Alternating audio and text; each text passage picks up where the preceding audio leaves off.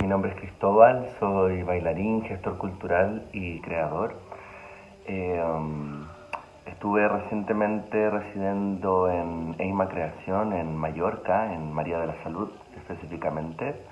Estuve trabajando con el material del dispositivo coreográfico Habitar Indescifrable, que, que es un proceso de creación que aborda los procesos de transformación, la construcción de la identidad y ahonda un poco en el universo de aquello que está oculto dentro de nuestra conciencia.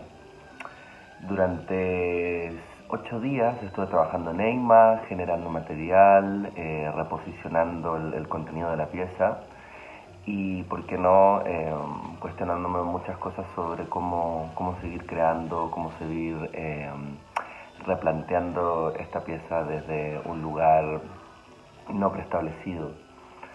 Un agradecimiento en especial a todo el equipo de EIMA y a María Antonia, que se portaron increíbles conmigo y nada, recomiendo a todo el mundo que visiten EIMA y compartan esa experiencia.